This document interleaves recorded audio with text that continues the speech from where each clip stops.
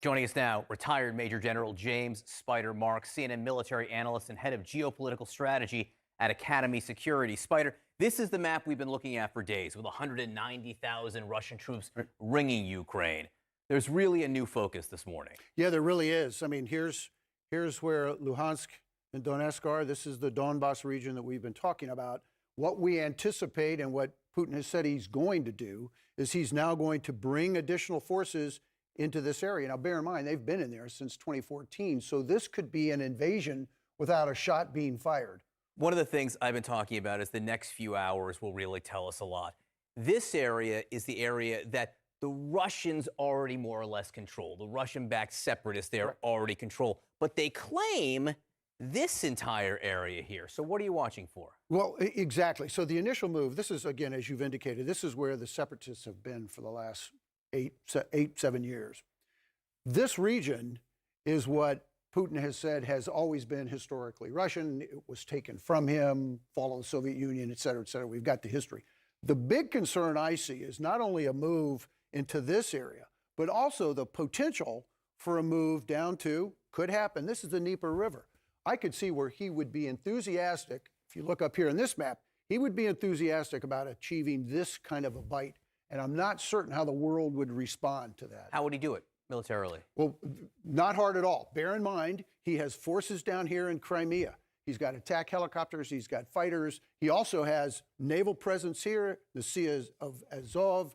So he has a joint and combined capability to provide support were this to be a decision in terms of an invasion. He's got the capability. And again, this is another area where you can push in here. What can the Ukrainians do about this? Well, the Ukrainians, obviously, if you were to look at a map in detail, the Ukrainians have forces that are in this area. This is a separation line. So there has been fighting across this line, but this is controlled by Russian forces and separatists. The Ukrainians are throughout this area. If Putin was to push like this, or just simply in this area, he is going to face Ukrainian forces. This is where a fight will occur. And again, I just want people to know, so this is where they are right now. Right. The next stage would be here, the areas the separatists claim. Another stage would be trying to connect it with Crimea here. These are the different stages. I just want to pull out to the overall situation here. When we talk about a large-scale invasion of Ukraine, what would that be?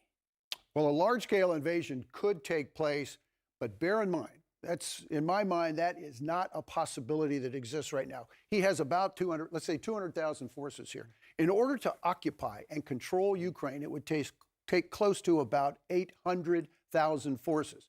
However, if he was going to move in the direction of Kyiv, he could do that this way, and then he has forces here. These would be allocated to operations here, but he's got this capability, so you have the classic pincer movement. But if you moved into the Kyiv, that's a 3 million person city, you would cause an incredible amount of rubble, and you would have to control it. And then ultimately, he'd have to rebuild it. He doesn't have the economy to do that. And again, just so people know this, I want to hone in. This is where we are now. This is where the situation here is now. Yes, sir. That's what to watch over the next few days.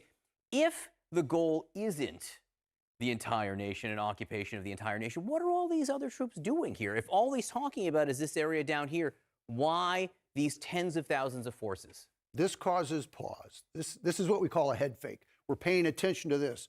Putin and Lukashenko, the leader in Belarus, were up here observing exercises. The world was focused on that.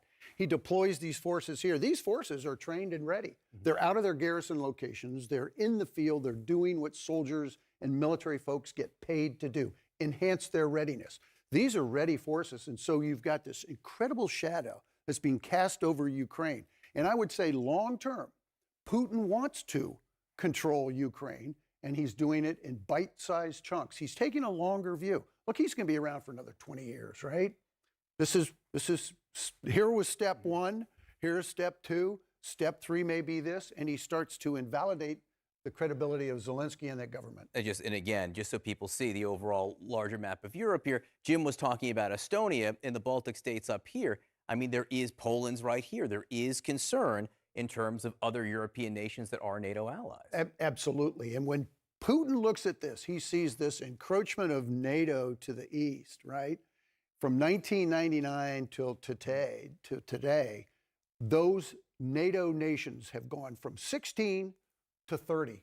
And we told Putin back in the early 90s and beyond, we're not going to expand NATO. Well, guess what? In his eyes, we lied to him.